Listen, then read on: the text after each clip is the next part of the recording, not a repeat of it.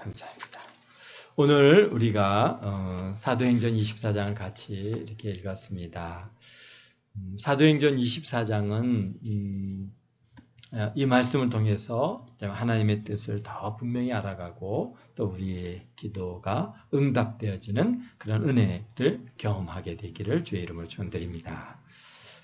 24장은 바울 사도가 3차 복음 전도 여행을 마치고 각 지역 이방 교회들이 모금한 그것도 히브리 교회 성도들을 위해서 돕기 위해서 모금한 아주 거액의 연보를 받아가지고 이방 지역의 교회들의 대표들과 함께 이제 예루살렘 교회를 갖다 방문해서 사도들과 또 교회 장로들을 만나서 그동안 유럽 여러 지역과 또 아시아 각 지역에서 하나님께서 얼마나 놀라운 은혜를 베푸셨으며 얼마나 많은 사람들이 회개하고 주님께로 돌아왔는지, 그리고 이방 지역 교회들이 얼마나 참으로 히브리 교회, 특별히 유대 지역의 교회와 교인들을 염려하고 사랑하는 마음을 가지고 연복을 이렇게 모금해서 모금한 것을 이렇게 보내왔는지 그것을 전달하는 그러한 은혜 시간들을 가졌습니다.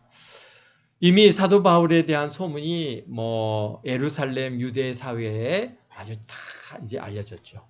벌써 이제 1차, 2차, 3차에 걸쳐 복음 전도 여행을 하니까 각 지역에서 이제 흩어진 유대인들, 디아스포라 유대인들로부터 이제 몇 년 바울이라고 하는 사람이 와서 이렇게 이런 말을 하더라 그러면서 자꾸 이제 예루살렘에 와서 그런 얘기들을 갖다 전하니까 예루살렘의 유대인들 사회에서도 이제 바울이라고 하는 사람이 어떤 사람인가 하는 것을 갖다가 많이 알려졌습니다.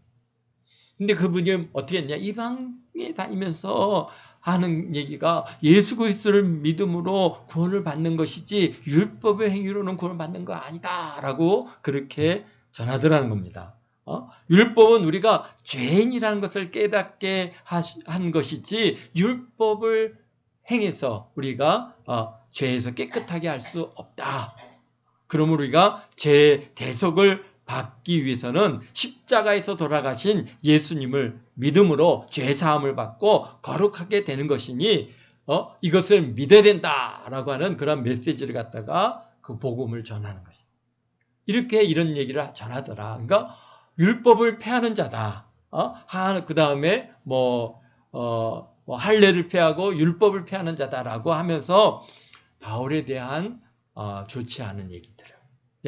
그들이 생각과 다르니까 다른 것에 대해서는 그들은 받아들이지 못한 것이죠. 그러니까 바울에 대해서 계속 비난하는 얘기들을 이제 아마 예루살렘에 있는 유대인들도 들었던 걸로 알고 있습니다. 그리고 또 유대인이나 헬라인이나 동일하게 예수님을 믿어야 구원을 받는다 하므로 유대인들에게 아주 거부감이야. 예수를 믿어야 구원을 받아? 무슨 얘기야? 율법을 갖다 직접 행해서 우리가 구원을 받는 것이고 어떻게 예수를 믿어 구원을 받는다고 하느냐? 그러면서 아마 굉장히 반발심이. 그래서 가는 곳마다 유대 사회로부터 바울 사도가 어떻게 했습니까? 배퇴를 당하고 거부를 당하고 그래서 심지어는 막 쫓아와서 죽이려고까지 하고 막 그렇게 했던 일들이 이제 1차, 2차, 3차 복음 전도 여행을 통해서 많은 일들이 있었습니다. 결국은 그것들이 알려진 것을 통해서 바울 사도가 이제 성전에 들어가서 정결 예식을 하다가 아시아 지역에서 온 유대인들의 눈에 띄었습니다. 그래갖고 이자가 말이야 그렇게 막 아시아 전 지역을 갖다가 그렇게 하더니 성전도 더럽히려고 하는가 보다. 그래갖고 바울을 갖다 잡아가지고 끌어내리고 그리고 거기서 때려서 막 죽이려고 하는데 막 그 얼마나 큰 소동들이 있겠습니까? 그 일로 인해서 천부장 루시아가 병력을 데리고 가서 바울을 데려왔어. 다음날 사내들인 공회에 바울을 갖다가 이제 세워서 무슨 일로 이렇게 바울을 갖다가 죽이려고 하는지 그 일에 대해서 이제 알고자 해서 공회 앞에 세웠더니 이게 또 뭔가를 좀 알 수 있을 줄 알았더니 이게 바리새인들과 사두개인들이 막 서로 막 그냥 엉켜서 막 더 그냥 바울 사도를 거의 찢기려고 하는 그런 상황까지 되는 거니까 또 이제 어쩔 수 없이 루시아가 천부장이 이제 바울을 갖다가 그 무리 속에서 꺼내서 다시 이제 병영으로 옮겨놨습니다. 그런데 그 이후에 이제 바울을 죽이려고 하는 그러한 암살 의도가 있다라고 하는 그러한 얘기를 듣게 되고, 그래서 이제 그 밤에 루시아가 병력을 동원해서 바울을 어디로 보냈습니까? 가이사라 총독이 있는 그러한 가이사라 벨릭스 앞으로 보냈습니다. 그리고 이제 그 일로 인해서 그리고 5일 후에 이제 총독이 주관하는 법정이 이제 이게 열리게 됐고, 거기에 유대인의 대제장 아나니아, 그리고 장로들, 그리고 또 이제 뭐 법정이니까 아무래도 이제 헬라어로 이루어지겠죠. 그리고 세상 법정에 또 뭐 이제 대제장이 나서 가지고 뭐 그 바울을 갖다가 고소하고 고소인으로서 이제 그 일을 갖다가 하는 게 아니라 여기에 이제 변호사 더블로라고 하는 변호사를 세워서 그 사람을 갖다가 고소인 대행자로서의 일을 이제 감당하게 됐어요. 그래서 더블로가 이제 딱 나와서 펠릭스 카카 이게 이제 여기 2절에 보니까 바울을 부름에 더블로가 고발하여 이르되 펠릭스 카카여, 우리가 당신 입에서 태평을 누리고 이 민족이 당신의 선견으로 말미암아 여러 가지 개선된 것을 우리가 어느 모양으로 어느 곳에든지 크게 감사합니다. 사실 벨릭스가 유대를 갖다가 총독으로 온 게 52년도에 왔습니다. 그리고 52년도에 왔다가 60년도 그렇죠? 52년도에 와서 60년도에 이제 여기 보니까 누가요? 베스도라고 하는 사람이 이제 다음 그러한 총독으로 오게 됐는데요. 그러니까 지금 시기적으로 보면은 한 2년 남았거든요. 그러니까 한 58년도, 주 58년도라고 하는 시점입니다. 그러면은 뭐 한 14년, 15년 이 정도 이제 유대를 갖다 총독으로 다스리고 있었으니까 꽤 오랜 시간을 갖다 다스렸습니다. 그러니까 그 일로 인해서 이제 벨릭스라고 하는 사람이 유대에 대한 이해도가 다른 사람들보다 굉장히 높을 수밖에 없다는 것을 우리가 좀 어느 정도 이해를 하고 이제 이 24장 읽어가면 왜 이런 얘기들을 하는가 하는 것을 갖다가 우리가 알 수가 있습니다. 뭐 태평을 누린다고 얘기하지만 사실 벨릭스는 어떤 사람이면 굉장히 잔인한 사람입니다. 일단은 탐욕스러운 사람이고 잔인한 사람입니다. 유대 안에서 언제든지 유대의 그러한 뭐라가 있냐면 뭐 유대가 로마로부터 독립하고자 하는 그러한 욕구가 있기 때문에 계속해서 로마를 대행해서 그런 반란이나 또는 소요를 갖다가 많이 일으켰습니다. 우리 대한민국도 어땠습니까? 일본의 압제하에 있을 때 뭐 독립운동을 계속 하잖아요. 3.1 뭐 운동에서부터 시작해갖고 다양한 그런 일이 있을 때 어떻게 했느냐? 이 벨릭스가 아주 그냥 잔인하게 사람들 갖다가 막 다 죽여가지고 굉장히 많은 사람들을 막 죽이는 그러한 잔악함을 갖다가 통해서 뭔가 소요를 갖다 진압하는 그런 일이 이 벨릭스가 행한 일입니다. 그러니까 그런 일이 있은 이후인데도 우리가 당신의 힘을 입어서 태평을 누리고 이 민족이 당신의 선견으로 말미암아 여러 가지 개선된 것을 우리가 어느 모양이나 어느 곳에서나 크게 감사한다. 지금 유대인들이 감사하고 있겠어요? 이게 다 입에 발린 말이죠.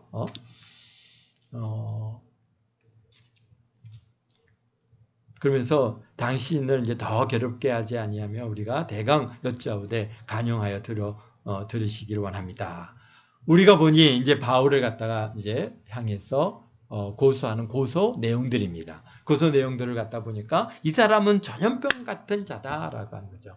그러니까 뭐 우리 이 세상에서 지금 우리가 이제 코로나19라고 하는 이 시대를 살아가기 때문에 이 전염병이 얼마나 무서운 존재이고 정말 우리 사회에선 절대 있어서는 안 될 것이 바로 이 전염병이라는 것을 우리가 아주 지금 경험하고 있는데, 그러니까 이 사람은 아주 정말 우리 이 사회에서 없어져야 할 그런 존재라 얘기하는 것이죠. 그래서 천하에 흩어진 유대인들을 다 소유하게 하는 자요.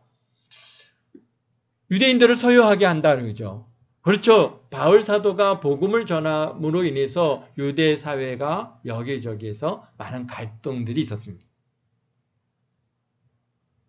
그러나 그 소요가 유대인들이 그냥 자기네 뜻에 맞지 않기 때문에 일으키는 소요지, 바울이 마치 로마를 대항해서 이 로마를 갖다가 대항해서 막 소요를 일으켜서 지금 반정부 운동 또는 뭐 독립 운동을 하는 것 같은 뉘앙스를 지금 여기서 비치고 있는 것인데요. 그렇지 않죠. 그것에 대해서 나중에 이제 바울이 변론을 합니다. 그러면서 뭐라 합니까? 그러면서 더 중요한 건 나사렛 이단의 우두머리입니다. 그렇게 나사렛 이단 누굽니까? 예수 그리스도교의 우두머리라고 그렇게 그를 갖다가 지금 얘기하고 있습니다. 그러면서 그가 또 성전을 더럽게 하려 함으로 우리가 잡았사오니, 여기 6 하반절 8 상반절이 없습니다라고 하는 것은 우리가 여기에 보니까 1번에서 오른쪽 여러분들 밑에 이제 뭐 어떤 사본에는 해가지고 이제 거기에 대한 글이 있는데요. 우리의 율법대로 재판하려고 했으나 천부장 루시아가 와서 그를 우리 손에서 강제로 빼앗았나이다. 그리고 그를 고발하는 사람들에게 가깝게 가라 명하였나이다. 그래서 지금 이 자리에 왔다 이것이죠. 그래서 당신이 친히 그를 신문하시면 우리가 고발하는 이 모든 일을 아실 수 있나이다. 그러니까 이제 우리 그 벨릭스가 총독이 바울에게 머리로 표시하면 야 얘기해봐 그렇게 이제 말하라 하니까 그가 이제 바울이 이제 그때 자기에 대해서 변론을 합니다. 그가 대답하여 당신 여러 해 전부터 이 민족의 재판장이 된 것을 내가 알고서 내 사건에 대해서 기꺼이 변명하겠습니다. 그러죠. 지금 벨릭스가 벌써 12년 넘는 14년 그렇죠. 14년이 넘는 그러한 그 총독으로서 이 유대인을 갖다가 다스리고 있기 때문에 지금 바울 사도가 여러 해 전부터 했다고 하는 그런 의미가 거기에 담겨 있습니다. 당신이 아실 수 있는 바와 같이 총독이기 때문에 이제 그 총독 뭐 지금이나 그때나 언제든지 뭐 그러니까 새로운 사람들이 외지로부터 들어가고 나가고 할 때 다 뭐 여행 증명서라든지 입국 확인서라든지 출입국 확인서가 다 이루어지고 있는 상황이라고 봐야 되겠죠. 그러니까 지금 내가 여기 예루살렘에 예배하러 올라오는지 이 열 이틀밖에 되지 않았습니다. 당신 그거 알 수 있지 않습니까? 왜? 뭘 보면 알아요? 입국 확인서를 갖다가 서류를 보면 안다는 거죠. 총독이 그러한 인구의 이동에 대해서 어느 시대든지 뭐 같은 우리가 국가 안에 있으니까 우리는 없지만 여기서 당장 조금만 외국으로 넘어가면 다른 지역으로 넘어가려면 다 여권 가지고 가야죠. 그래도 우리 대한민국은 뭐 180개 국가에 무입국 뭐죠? 무비자 입국을 할 수 있는 뭐 세계 두 번째, 세 번째 되는 그런 나라라고 합니다. 그러니까 우리는 뭐 사실은 이제 웬만한 나라들은 그냥 우리가 그냥 이렇게 비행기표만 사들고 가면은 갈 수 있습니다. 그렇지만은 그렇지 않은 지역, 뭐 중국 그 중에 가장 큰 데가 이제 중국이라고 하는 나라 또는 베트남도 그냥 들어갈 수 있나요? 어쨌든가 중국은 일단 비자를 신청해서 비자를 받아야 갈 수 있는 나라인데요. 그러다 보니까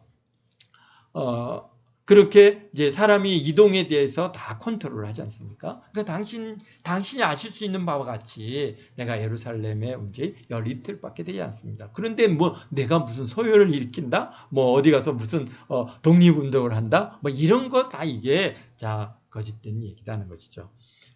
내가 성전에서 누구와 변론하는 것이나 또 회당 중에서 회당이나 시중에서 무리를 소동케 하는 것을 보지 못하였으니 그렇죠. 이제 나를 고발하는 모든 일에 대하여 그들이 능히 당신 앞에 내세울 것이 없나이다. 그러니까 어디 아무 증거가 없는 그런 그들이 그냥 생각에서 나온 얘기지 내가 열 이틀밖에 되지 않았고 내가 회당에서나 또는 뭐 성전에서나 시중에서나 누구를 갖다 사람들을 갖다 모아가지고 막 이렇게 소동을 일으키는 일이 없었습니다. 그런 일이 있었으면은 증거를 대보라 하십시오. 그러나 여기에 14절입니다. 여기 그러나 내가 갑자기 변론의 내용이 변하죠. 그러나 이것은 당신께 고백하리이다. 이제 고백하는 순간이 왔어요. 뭘 고백합니까? 나는 그들이 이단이라 하는 도를 따라 조상의 하나님을 섬기고 율법과 선지자들의 글에 기록된 것을 다 믿으며 그들이 기다리는 바 하나님께 향한 소망도 나도 가졌으니 곧 의인과 악인의 부활이 있으리라 함이니이다. 그렇습니다. 나는 그들이 이단이라고 하는 도를 따라서 뭡니까? 예수 그리스도의 그러한 은혜의 복음을 쫓아서 하나님을 섬기고 율법과 선지자들이 글에 기록된 것을 내가 다 믿습니다. 어떤 내용입니까? 그들이 기다리는 하나님을 향한 소망과 이스라엘의 회복, 그죠? 그들의 그런 이스라엘의 회복에 대해서 나도 가졌고, 그리고 의인의 부활, 그리고 악인의 부활을 있다는 것을 내가 믿습니다라고 지금 고백하고 있습니다. 의인의 부활은 언제가 의인의 부활입니까? 의인의 부활은 첫째 부활이죠. 그리고 악인의 부활은 둘째 부활입니다. 첫째 부활은 언제 있습니까? 바로 우리 요한계시록 20장 5절에 우리 첫째 부활에 대해서 얘기하시는데요. 찾아보죠.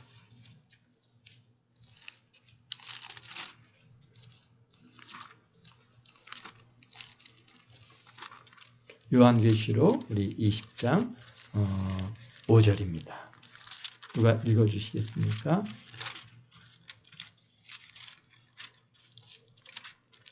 (5절입니다)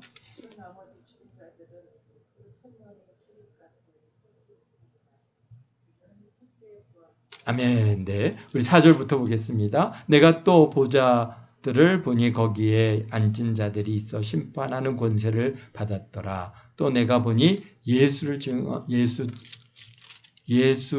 증언함과 하나님의 말씀 때문에 목배임을 당한 자들의 영혼들과 또 짐승의 우상에게 경배하지 아니하고 그들의 이마와 손에 그의 표를 받지 아니한 자들이 살아서 그리스도와 더불어 1000년 동안 왕노릇하리니 이는 첫째 부활이다라고 얘기하는 것이죠. 그러니까 지금 첫째 부활은 의인의 부활인데요. 의인의 부활은 언제 이루어지는 겁니까?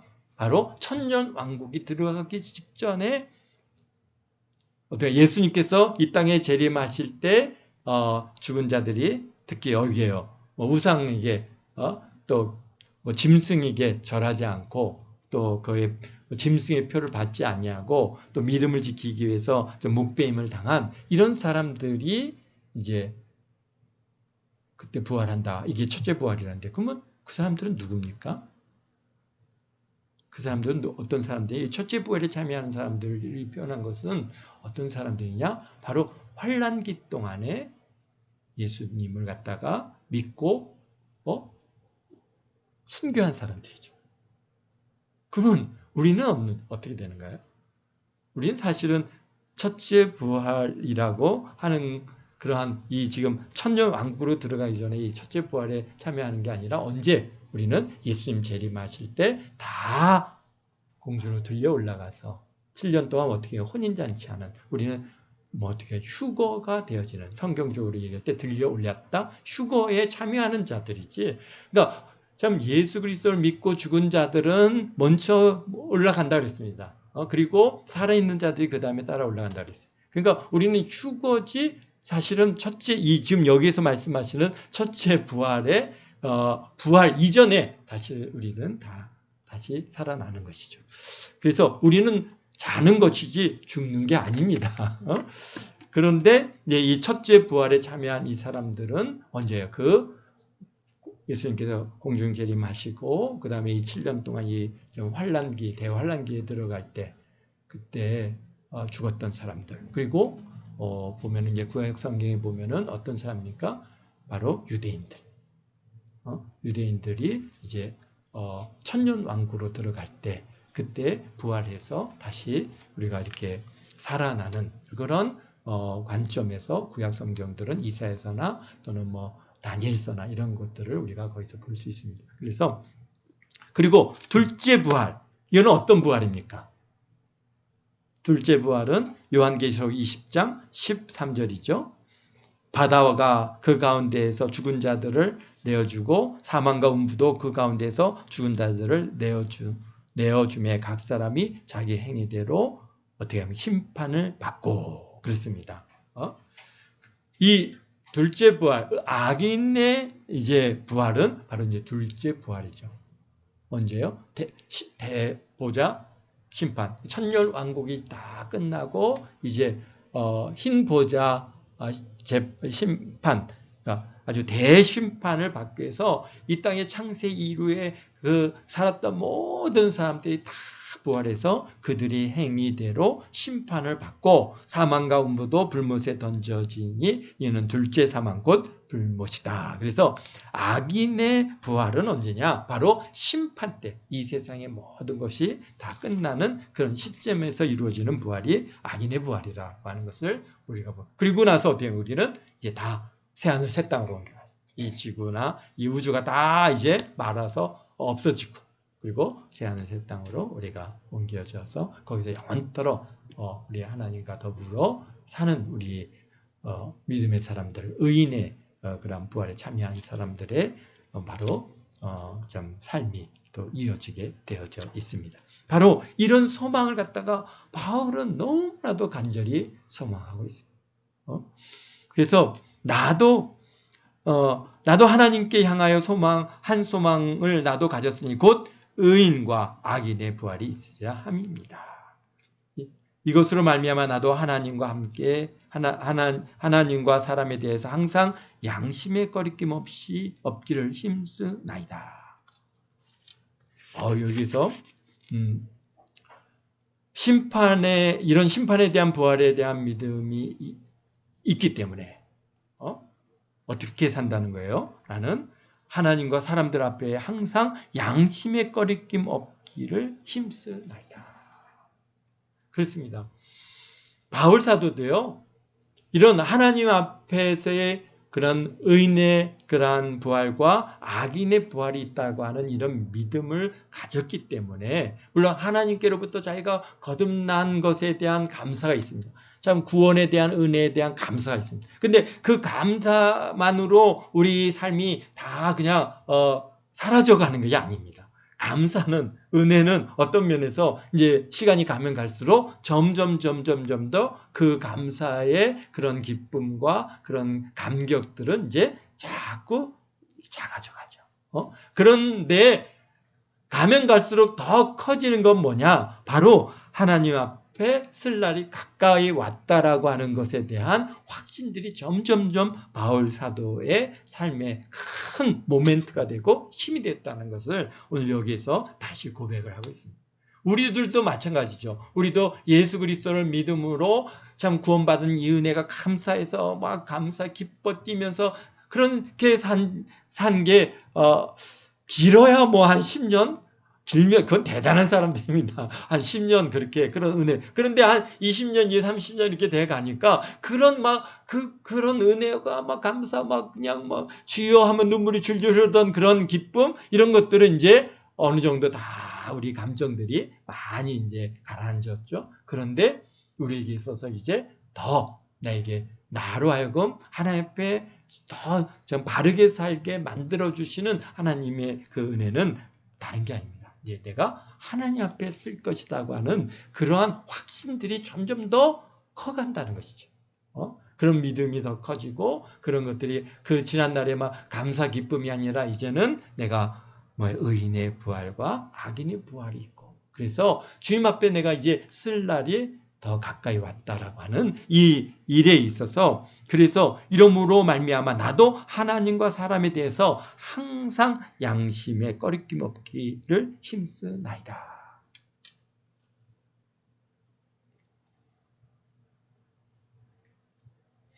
우리 양심에 꺼리낌이 우리 바울 사도는요. 그러니까 주님 앞에 쓸 날을 갖다가 준비하면서 항상 그에게 있었어요.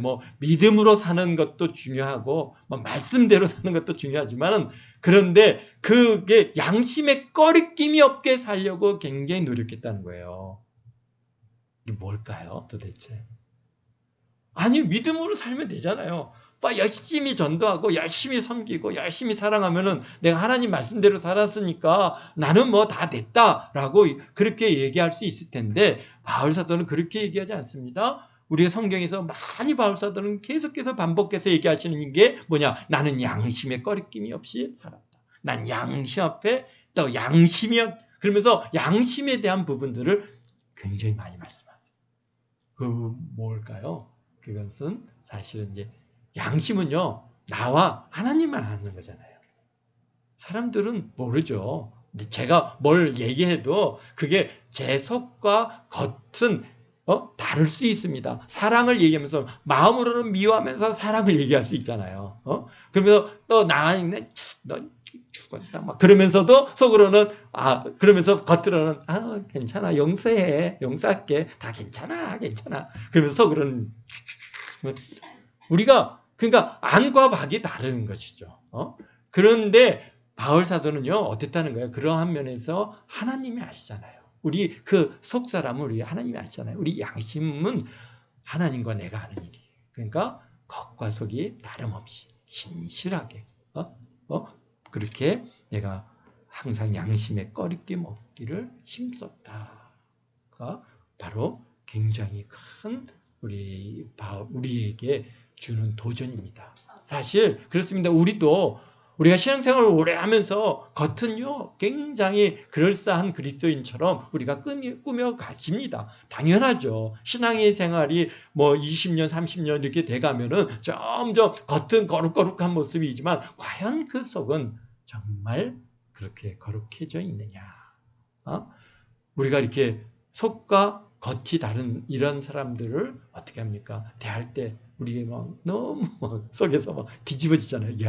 그냥 겉은 막 굉장히 그 신실한 사람인 것 같은데 그의 속이 드러나게 될 때 우리는 얼마나 그냥 저 사람 가까이 할 사람이 아니구나. 우리가 그러면서 우리가 멀어지게 되는데요. 우리 주님께서 하십니다. 그래서 보면은 우리 로마서에서는 심지어는 복음이 들어가지 않은 지역에는 차라리 그 양심이 그에게 율법이 돼서 그를 갖다 심판한다라고까지 말씀하고 계시지 않습니까? 그러니까 우리 모두 신앙에 따라서 거침없게 살아가는 그런 좀 겉과 속이 다르지 않는 그런 신실한 그런 하나님의 사람으로 살아가게 되기를 주의로 축원드립니다. 그래서 하나님 앞에 나는 항상 양심에 꺼리낌이 없기를 힘쓴다.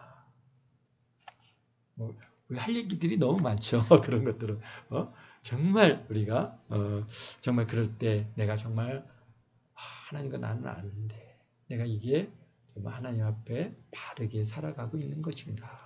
우리가 그것을 항상 염두에 두고 좀 하나님 앞에 신실함을 가지고 살아가시는 저와 여러분 다 되시기를 주의 이름으로 축원드립니다. 그리고 17절에 말합니다. 여러 해 만에 내가 민족을 구제하고 할 것과 재물을 가지고 와서 드리는 중에 결례를 행하였고 모임도 없고 소동도 없이 성전에 있는 것을 그들이 보았나이다. 그러나 아시아로부터 온 어떤 유대인들이 그들이 있었으니 그들이 만일 나를 반대할 사건이 있으면 마땅히 당신 앞에 와서 고발하였을 것이고 그렇지 않으면 이 사람들이 내가 공의 앞에 섰을 때 무슨 옳지 않은 일을 보았는지 말하게 하소서. 그 다음에 21절에 뭘 얘기합니까? 오직 그들 가운데 내가 서서 외치기를 내가 죽은 자의 부활에 대하여 오늘 너희 앞에 신문을 받는다고 한 이 한마디만 있을 따름이니이다. 그러니까 죽은 자의 부활에 대해서 내가 여기에서 신문을 받는다라고 딱 말을 하니까 벨릭스가 그만! 알았어. 내가 그만해. 이거 보니까 바울 사도가 대단히 무슨 큰 죄를 범한 것도 아니야. 무슨 우리가 재물을 훔쳤다든지 도둑질을 했다든지 아니면 살인을 했다든지 이런 문제를 가지고 지금 바울을 갖다가 막 유대인들이 죽이려고 덤벼드는 것이 아니라 보니까 어떤 거예요? 죽은 자의 부활에 대해서 내가 믿는다고 하는 것 때문에 지금 유대인들이 나를 이렇게 신문을 하고 고발을 하는 것입니다. 라고 하는 이야기를 갖다가 벨릭스가 들었습니다. 벨릭스는 이미 14년이라고 하는 동안 이 지금 총독으로서 유대를 다스리고 있고요. 그 다음에 또 더욱이 근데 그의 아내는 또 누구예요? 여기에 보니까 드루실라라고 하는 사람인데 이 사람은 유대의 여자죠. 사실 아그리파 1세의 막내딸입니다. 아그리파 1세가 뭐 했던 사람이에요? 바로 사도 베드로를 갖다가 사도 야고보를 죽인 사람이에요.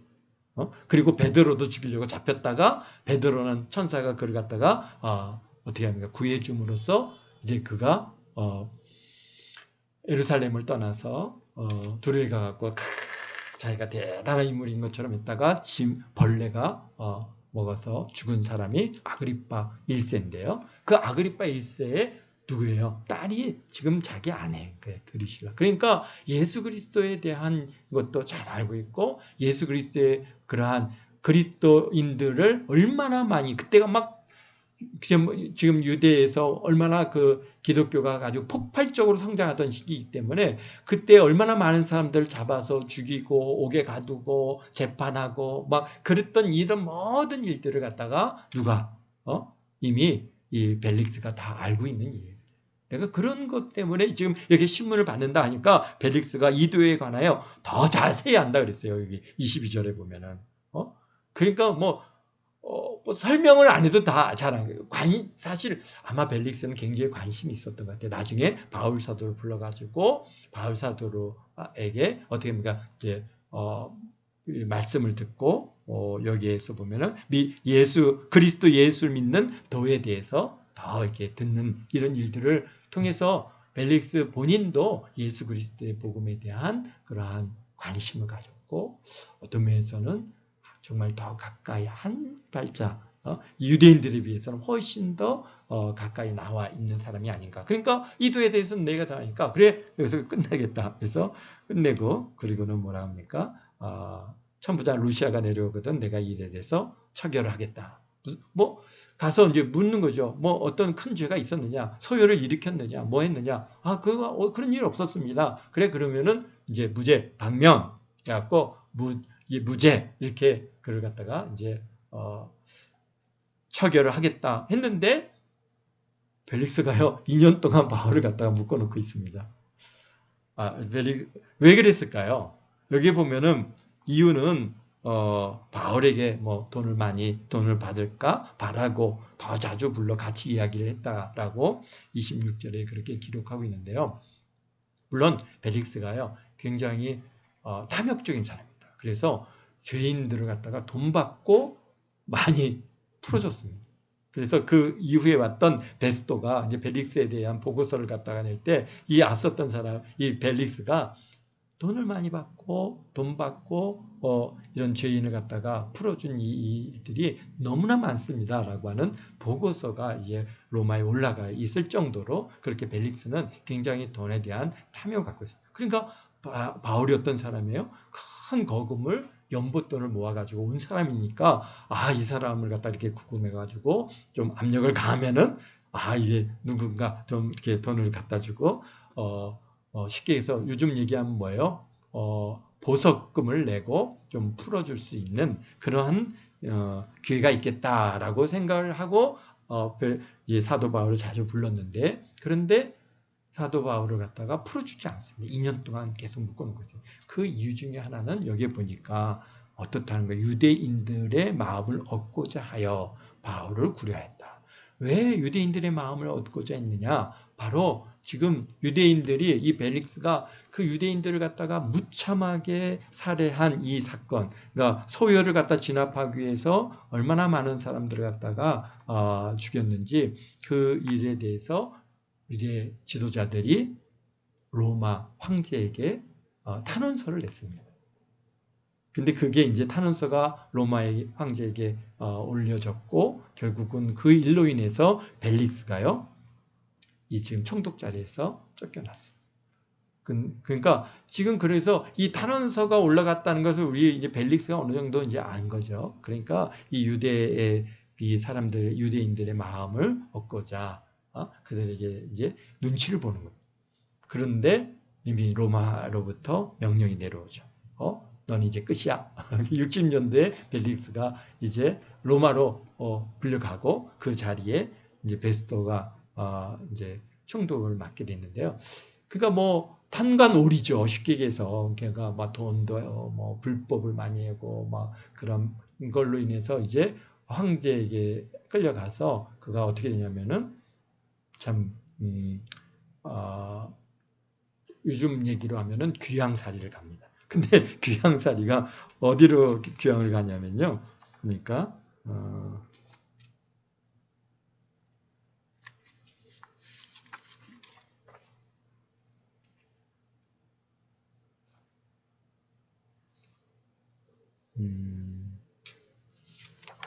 네, 여기 네. 어디로 가냐면 폼페이로 귀향을 갑니다. 폼페이. 근데 폼페이에서 무슨 일이 있었습니까? 폼페이 화산 폭발이 있었죠. 그래서 사실은 이 두루실라와 더불어서 아들을 하나 낳았는데 그래서 그걸 갖다가 아그리빠라고 하는 이름을 가진 아들을 낳았는데 폼페이에서 폼페이의 화산 폭발로 인해서 이 가족이 아주 몰살을 당하게 되어지는 그런 결과를 갖고 오게 됐습니다. 그래서 참 그 악을 유대인들을 갖다 그렇게 엄청나게 잔인하게 죽인 결과 그들이 폼페이 가서 휴양지로 사실은 이제 유배를 갔는데 거기서 잘 먹고 잘 살고 이제는 우리는 그냥 굉장히 이제는 여기서 그냥 즐겁게 룰루랄라 하며 살겠다라고 생각했을지 모르지만 하나님께서는 그것에 대한 심판을 가하시더라고요. 그래서 폼페이 화산 대폭발에 의해서 그 가족이 모든 몰살게 되어지는 결론을 갖고 왔습니다. 그렇습니다. 우리가 이제 결론을 내리자면 우리 신앙생활을 하면서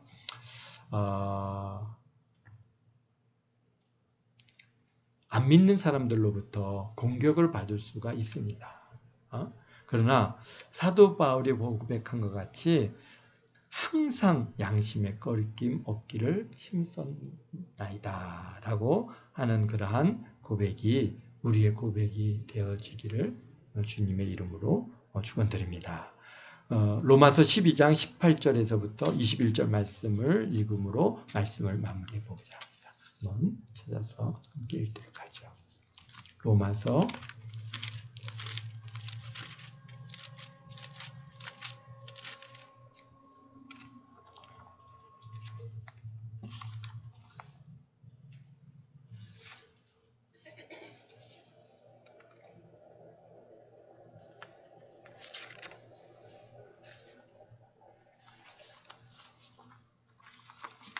로마서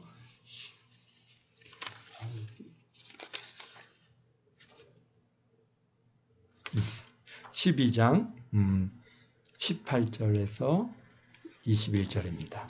할 수 있거든 너희는 모든 사람과 더불어 화목하라.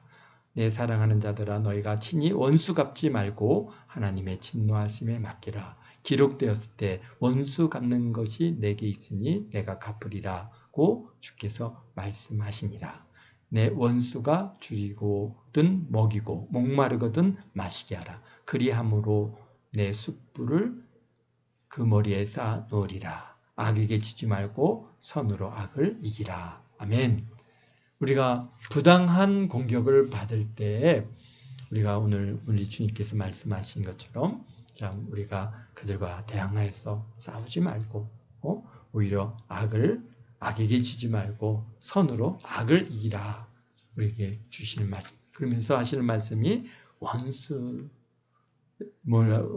원수 갚는 것은 내게 있으니 내가 갚으리라. 그렇습니다. 벨릭스 정말 사악한 자도 하나님께서 그러한 친히 갚으시니 정말 무섭은 결과를 갖다가 그들이 받는 것을 봅니다. 그러니까 우리가 할 일은 여기에서 20절에 말씀하신 것처럼 내 원수가 줄이거든 먹이고 목마르거든 마시게 하라. 그리하여 내가 숯불을 그 머리에 쌓아 놓으리라. 아멘. 그렇습니다. 우리 28절에 말씀하신 것처럼 할 수 있거든 너희로서는 모든 사람과 더불어 화목하라. 할렐루야. 우리가 정말 화목을 잘 이루시고 참 우리 하나님 앞에 우리가 젊은 사람들 앞에서나 우리가 어쨌든 우리 양심에 정말 꺼리낌이 없이 우리가 힘써 우리 살아가는 저희 모두가 되시기를 주의 이름으로 축원드립니다. 기도하겠습니다. 거룩하신 아버지 하나님 감사합니다. 오늘도 이렇게 우리 바울 사도의 그러한 재판의 내용을 통해서 또 그 변론을 통해서 우리 바울 사도의 신앙을 우리가 다시 한번 확인하고 또 볼 수 있는 기회를 주심을 감사합니다. 참 우리도 하나님 앞에서 참 의를 가지고 아버지 하나님 주님 앞에 설 날을 또 의인의 아버지 하나님의 부활의 날을 아버지 고대하며 하루하루를 살아갑니다. 참으로 우리가 주님 앞에 설 날 아버지 하나님 잘했다 칭찬받는 그런 우리 동안교 모든 성도들 다 되게 하시고 참으로 주님 앞에 아버지 하나님 우리가 양심에 꺼리낌이 없는 그런 아버지 하나님의 우리 믿음의 속사람과 겉사람이 동일한 그런 아버지 하나님 신실한 그리스도인으로 살아가다가 주님 앞에 쓸 수 있도록 주님 도와주시고 또 그 앞에 쓴 그날 다 잘했다 칭찬받는 우리 동안교 모든 성도들 다 되게 하시고 가능하면 모든 사람과 더불어 화목하는 우리 모두가 되게 도와주옵소서. 감사와 영광을 주 앞에 드립니다. 예수님의 이름으로 기도드리옵나이다. 아멘.